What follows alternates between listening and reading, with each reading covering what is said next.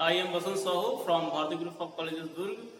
आज हम पढ़ेंगे सांख्यिकी के अंतर्गत classifications and tabulation of data. ठीक है, यानी कि किसी भी आंकड़े का वर्गीकरण और उसका सारणीयन हम कैसे करेंगे, आज उसके बारे में हम पढ़ेंगे। ठीक है, तो आइए हम सबसे पहले देखेंगे कि हमको ये टेबुलेशन करने की और क्लासिफिकेशन करने की आवश्यकता क्यों पड़ती है ना। जैसे कि सपोज हम लेते हैं किसी भी एक डिस्ट्रिक्ट का, एक डिस्ट्रिक्ट के अंतर्गत रहने वाला जो विलेजेस है, उसके अंतर्गत जो भी आपका पैदावार होती है, फसल का जो पैदावार होती है, उसके बारे में सपोज हम किसी निष्कर्ष को निकालना चाहेंगे तो हम आसानी से उसको नहीं निकाल सकते, है ना। तो उसके लिए हमको क्या करना पड़ेगा, जितने भी फसल होती है उसको हम विलेज वाइज क्या करेंगे, एकत्रित करेंगे सभी डाटा को, है ना। कहाँ पर कितना पैदावार हुआ है उसको हम एकत्रित करेंगे और उसके आधार पे हम उसको प्रति एकड़ या प्रति गांव के हिसाब से हम उसको क्या करेंगे, डिस्ट्रीब्यूट करते जाएंगे, उसको हम क्लासिफिकेशन करते जाएंगे। ठीक है, तब जाकर हम कहीं उसके निष्कर्ष पर निकल सकते हैं, निकल जाएंगे। ठीक है, तो इस प्रकार से किसी भी अधिक से अधिक जो डेटा का हमको अगर निष्कर्ष निकालना है तो उसके लिए क्लासिफिकेशन एंड टेबुलेशन करना बहुत आवश्यक होता है ना। तो आइए हम सबसे पहले देखेंगे क्लासिफिकेशन यानी कि वर्गीकरण। ठीक है, तो वर्गीकरण क्या होता है, वह प्रक्रिया है जिसमें हम किसी भी सामग्री को या किसी भी डेटा को उसके पद के हिसाब से, उसके नेचर के हिसाब से, है ना, उसके साइज के हिसाब से या उसके रंग रूप के हिसाब से हम उसको अलग अलग क्या कर सकते हैं, क्लासिफिकेशन कर सकते हैं। हम उसको अलग अलग भाग में बांट सकते हैं और इस प्रकार से हम जितने भी डेटा रहता है या जितने भी सामग्री रहता है उसके बीच हम भिन्नता को, यानी कि जो डिफरेंट रहता है उसको हम आसानी से बता सकते हैं। ठीक है, तो यह होता है आपका वर्गीकरण यानी कि क्लासिफिकेशन। ओके, क्या करते हैं क्लासिफिकेशन में, किसी भी नंबर का या किसी भी सामग्री का हम क्या करेंगे, उसके रंग रूप के आधार पे, उसके नेचर के हिसाब से, उसके आकार का के आधार पे या उसके सिम्टम्स के आधार पे हम उसको अलग अलग क्लासिफिकेशन कर सकते हैं। ठीक है, अब देखेंगे कि क्लासिफिकेशन करने के लिए उसको बेस क्या है, यानी कि वर्गीकरण के जो आधार क्या होता है। ठीक है, उसको देखेंगे तो सबसे पहले उसका आधार क्या होगा, उसका वर्णात्मक यानी कि डिस्क्रिप्टिव। ठीक है, फर्स्ट आप यहां पर हम देखेंगे बेस ऑफ क्लासिफिकेशन।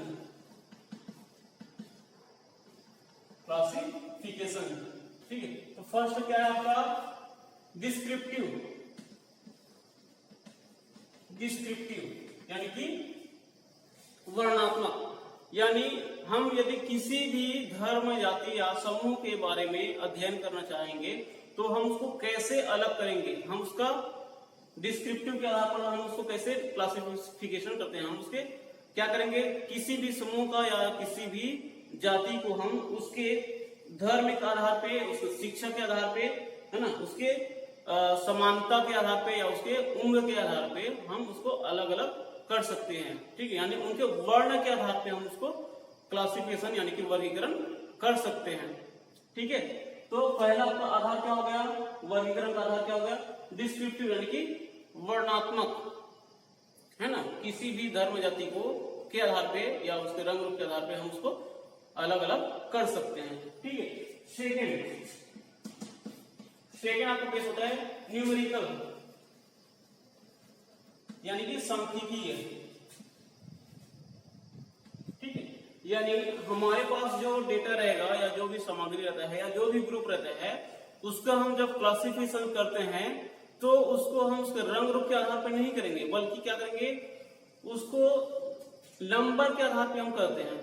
ठीक है, यानी कि किसी भी हम एक जाति या समूह को, धर्म को लेकर चलते हैं तो एक समूह में कितने लोग हैं, है ना, और या एक धर्म के अंदर कितने लोग हैं, अब उन लोगों में कितने शिक्षित हैं, कितने लोग अशिक्षित हैं, या कितने लोग बूढ़े हैं या कितने लोग बच्चे हैं। तो इस हिसाब से हम उसको नंबरिंग देते हैं, उसको हम संख्या के आधार पे क्या करते हैं, उसको भिन्न कर देते हैं, अलग अलग हम उसको कर सकते हैं, उसको वर्गीकरण कर सकते हैं। तो ये दो मेथड रहता है, दो बेस होता है क्लासिफिकेशन के लिए, ठीक है। फर्स्ट है आपका डिस्क्रिप्टिव, सेकंड होता है न्यूमेरिकल, ठीक है।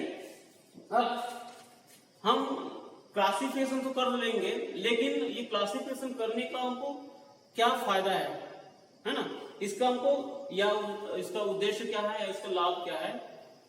तो फर्स्ट तो ये है कि जब हम किसी भी डेटा का या किसी भी सामग्री का क्लासिफिकेशन करते हैं, वर्गीकरण करते हैं, तो हम उसके आधार पे बहुत ही आसानी से निष्कर्ष तक पहुंच सकते हैं, है ना।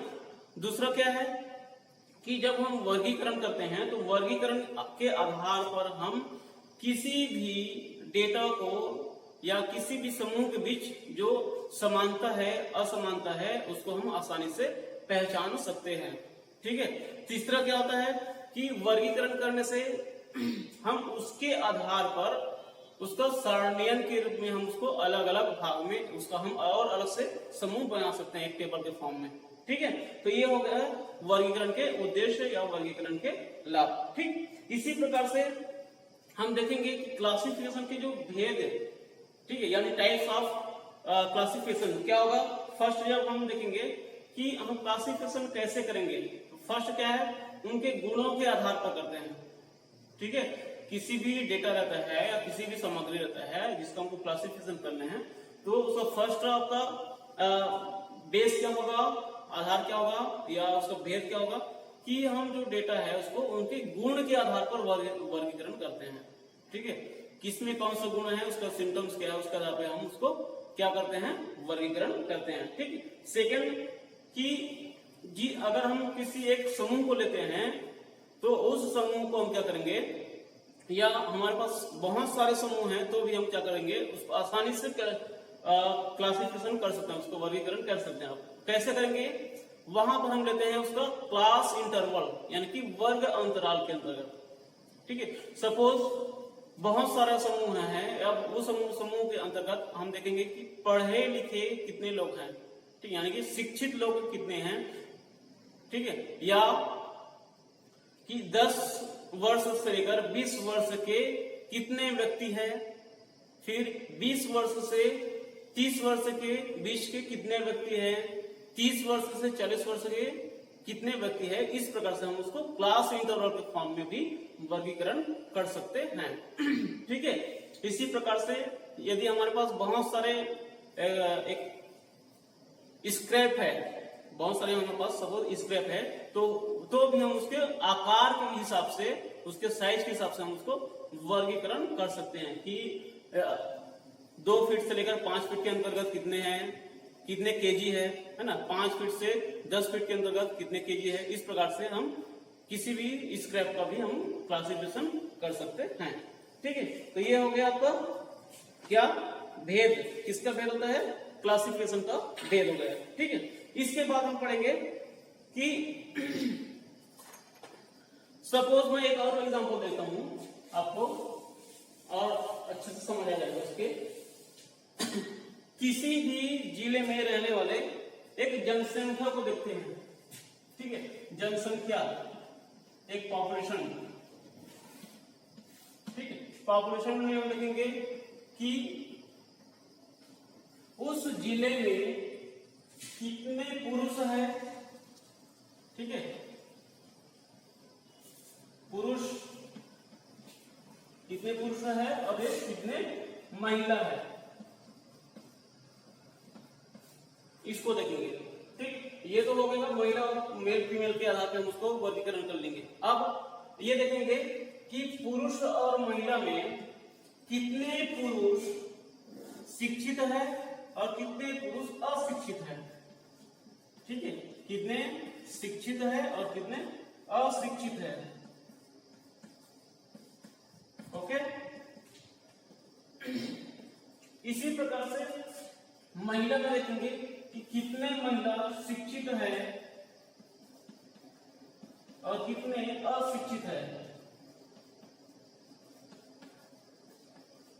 ठीक है। इस आधार पे हम इसको वर्गीकरण कर सकते हैं। अब अगर इसके आगे और चाहें तो हम शिक्षित में भी और अलग से वर्गीकरण कर सकते हैं कि प्राइमरी वाले कितने हैं, मिडिल वाले कितने हैं, या उच्च शिक्षा वाले कितने हैं, पुरुष या महिला, उसके आधार पर भी हम क्या कर सकते हैं, उसको अलग अलग कर सकते हैं। ठीक है, इसके बाद हम देखेंगे कि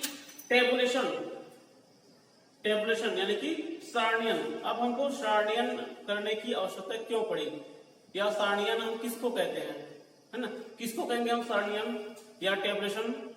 कि जब हम किसी भी डेटा का क्लासिफिकेशन कर लेते हैं, वर्गीकरण कर लेते हैं, उनके गुण के आधार पे, उनके आकार के आधार पे, उनके नेचर के आधार पे, तो हम क्या करेंगे, क्लासिफिकेशन किए हुए जो डेटा है उसको एक टेबल में सजा देते हैं।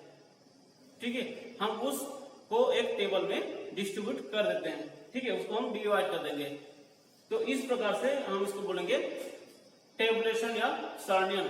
क्योंकि सारणियन कहने से हमको एक फायदा यह होता है कि किसी भी डेटा का हम निष्कर्ष को आसानी से निकाल सकते हैं। उसको देखते ही हम बता सकते हैं कि उसमें क्या सिम्टम्स है, उसके आकार क्या है, उसका साइज क्या है, उसके रंग रूप क्या है, उसके आधार पर हम उसको टेबुलेशन करने के बाद आसानी से हम उसको बता सकते हैं।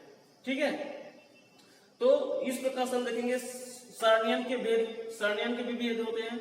अब कैसे भेद होगा कि एक गुण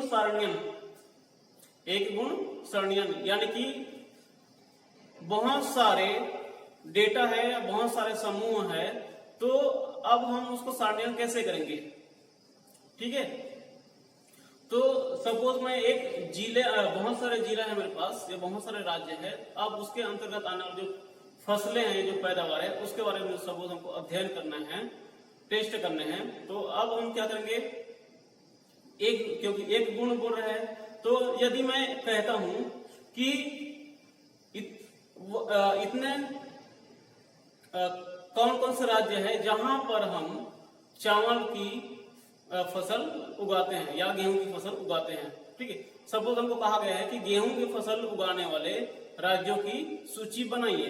ठीक है, तो हम क्या करेंगे, एक ऐसे राज्य को चुनेंगे जहां पर सिर्फ गेहूं का ही पैदावार करते हैं, सिर्फ गेहूं को ही वो उपजाते हैं। ठीक है, तो इस प्रकार से हो गया आपका एक गुण वाला क्या हो गया, सारणियन बन जाएगा, आपका टेबुलेशन बन जाएगा। ठीक है, इसी प्रकार से अब मैं ये भी कहूंगा कि या एक सिंपल फॉर्म हम देखेंगे। देखो, एक सिंपल फॉर्म देखेंगे, एक गुण यानी कि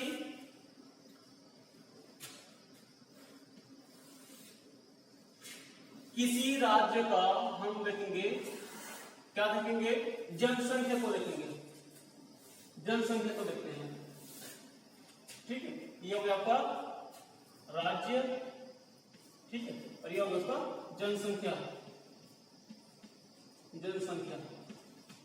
ठीक है, अब यहां पर क्योंकि सिर्फ एक गुण वाला है, तो एक गुण में क्या करेंगे कि जितने भी राज्य है, जैसे कि यहां पर छत्तीसगढ़ हो गया, मध्य प्रदेश हो गया, है ना, उत्तर प्रदेश हो गया, ठीक, या महाराष्ट्र हो गया आपका। इतने राज्यों में जो भी जनसंख्या है उसके बारे में हम टेबुलेशन यहाँ पर आसानी से बना सकते हैं। छत्तीसगढ़ में इतने जनसंख्या है, मध्य प्रदेश में इतने जनसंख्या है, उत्तर प्रदेश में इतने जनसंख्या है, और महाराष्ट्र में इतने जनसंख्या है। इस आधार पर हम उसको एक सिंपल टेबल बना सकते हैं। ठीक, तो ये हो गया आपका एक गुण वाला, सिर्फ हमको उस जनसंख्या ही जानना है और कुछ नहीं जानना है।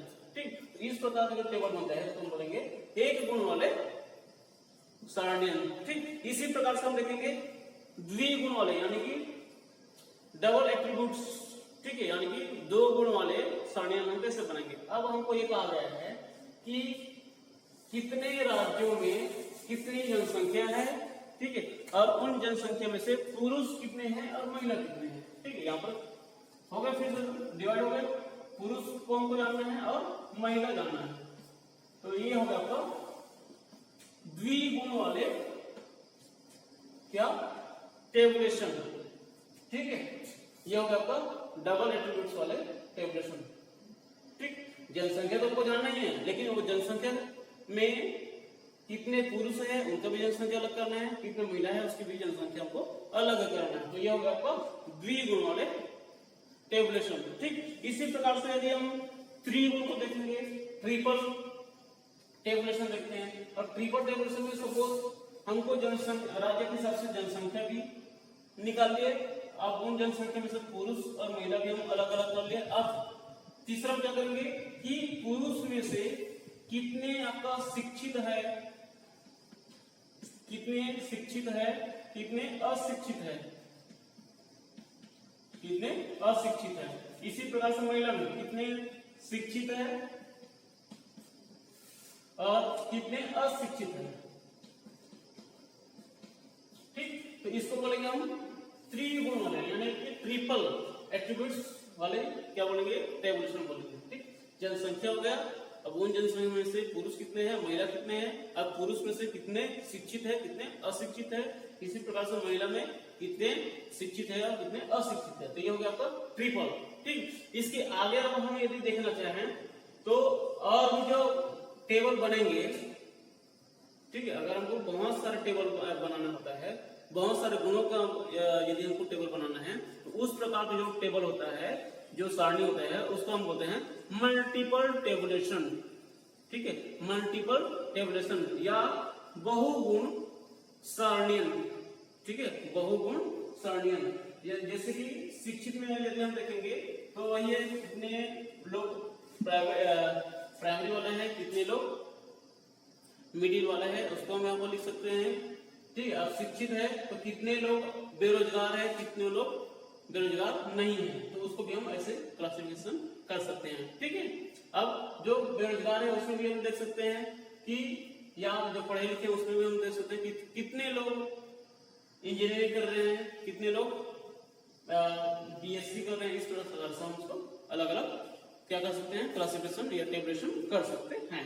ठीक है, तो ये हो गया आपका टेबुलेशन के भेद।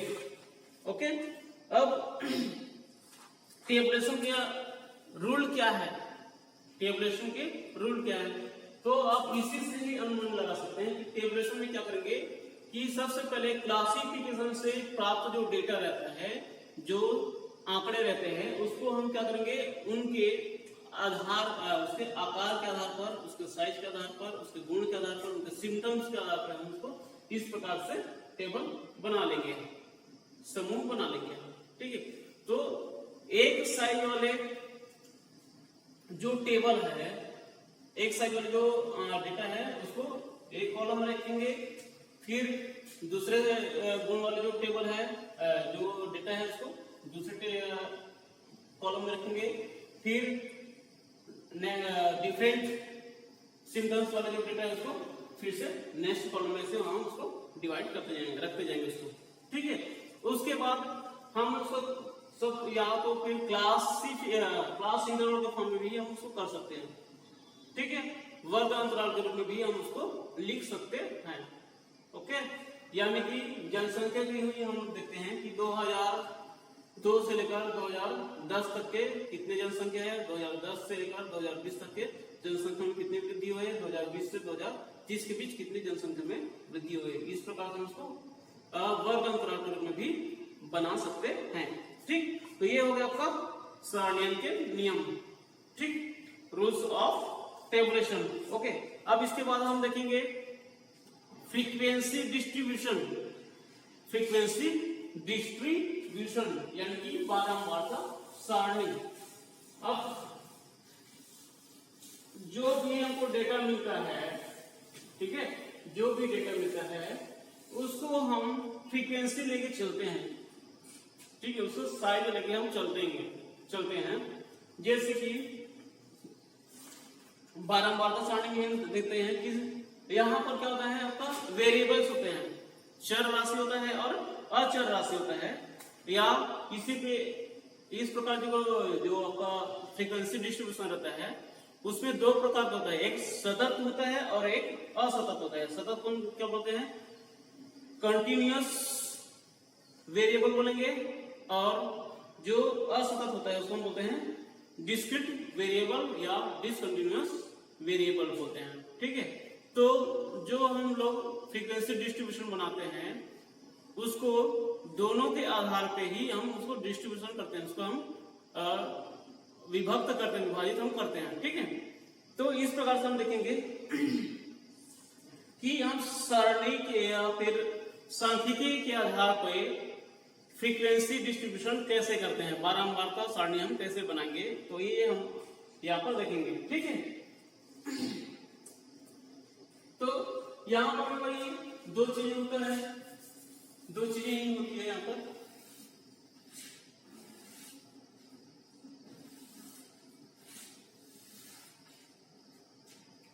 देखो साइज को हम लिखेंगे, यहाँ पर साइज लिखेंगे, उसका फ्रीक्वेंसी लिखेंगे।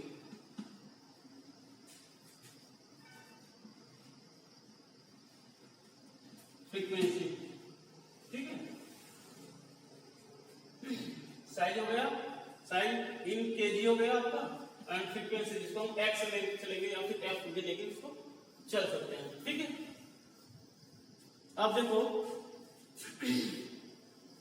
सपोज मेरे पास 30 मकानों के किराए की रुपये हैं, मेरे पास पैसे हैं। ठीक है, 30 मकान हैं मेरे पास, उनसे जो मिले हुए किराए की क्या है, कुछ पैसे हैं मेरे पास, तो उसका हमको फ्रीक्वेंसी निकालना है। ठीक है, तो क्या करेंगे कि किराए जो मकान, उसको साइज देखेंगे, या फिर जैसे हम लोग केजी लिख रहे हैं, तो केजी में हम क्या लिखेंगे, सपोज मेरे पास बहुत सारे क्या है टेबल है या फिर लोहा ले सकते हैं। ठीक है, तो यहाँ पर केजी लिखेंगे, इसको हम एक्स लिख चलेंगे। ठीक है, एक्स लिख सकते हैं।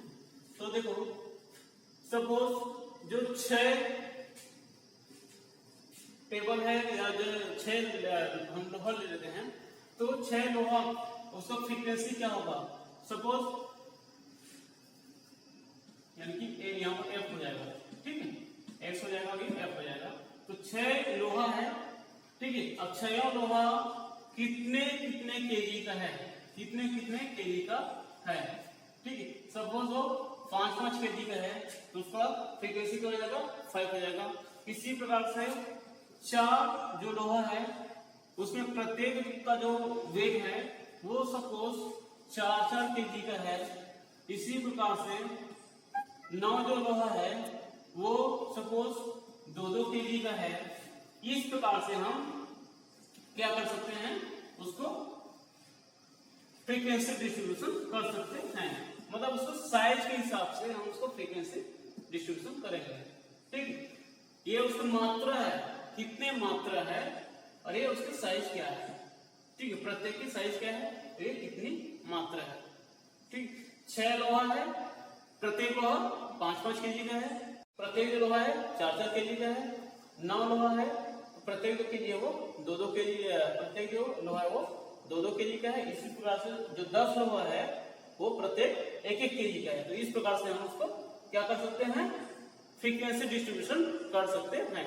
तो ये हो गया आपका सिंपल फॉर्म में, सिंपल फॉर्म में हम उसको फ्रीक्वेंसी डिस्ट्रीब्यूशन कर सकते हैं। अब यदि मैं इसी को दूसरे फॉर्म में देखना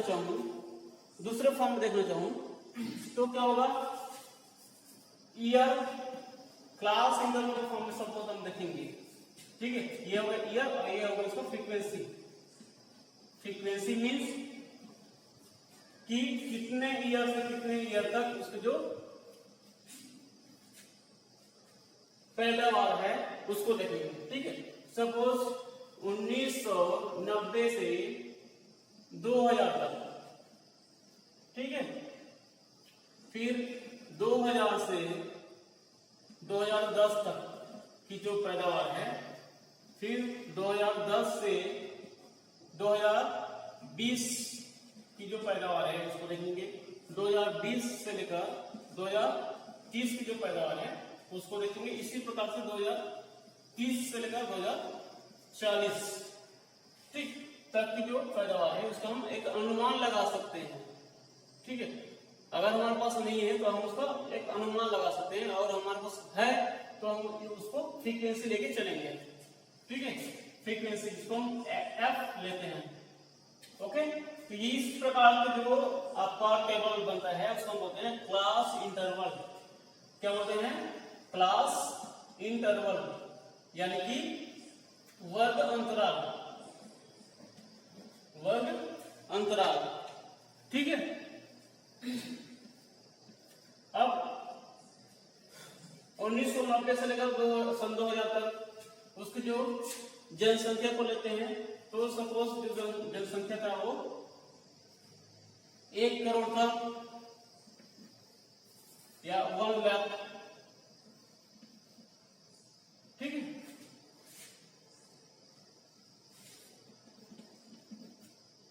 इसी प्रकार से सन 2000 से 2010 तक के बीच की जो जनसंख्या में वृद्धि कितना हो जाएगा?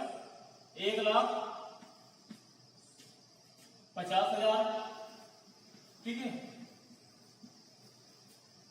इसी प्रकार से 2010 से 2020 कितना है? सपोज 2 लाख है।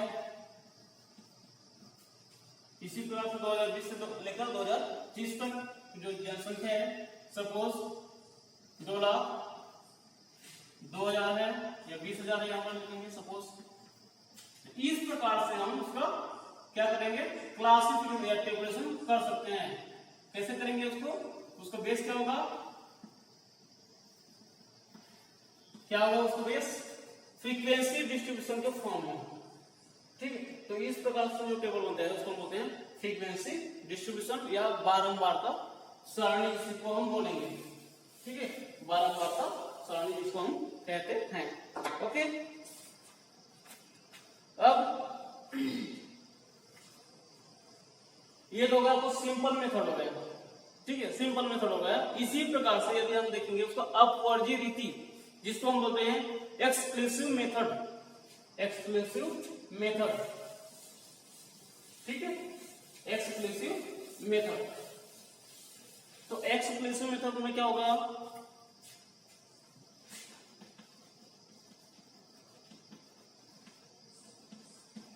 Exclusive method. ठीक। जो फ्रीक्वेंसी डिस्ट्रीब्यूशन होता है, जो बारंबारता सारणी होता है, उसका फ्रीक्वेंसी जो एक्सक्लूसिव मेथड क्या होगा? ठीक है। तो इस प्रकार के जो अपवर्जी जो रीति होती है, जो एक्सक्लूसिव मेथड होता है, उसमें हम क्या करेंगे? जो भी हमको डेटा मिलता है उसको टैली चिन्ह के फॉर्म में क्या करेंगे? शो करते हैं। जो अपवर्जी रीति होती है उसमें हम जो भी डेटा रहता है उसको क्या करते हैं? टैली चिन्ह के फॉर्म में शो करते हैं। ठीक है। जिसके बारे में हम अब नेक्स्ट क्लास में पढ़ेंगे। ओके। यहां तक तो समझ आया आपको? ठीक है। धन्यवाद।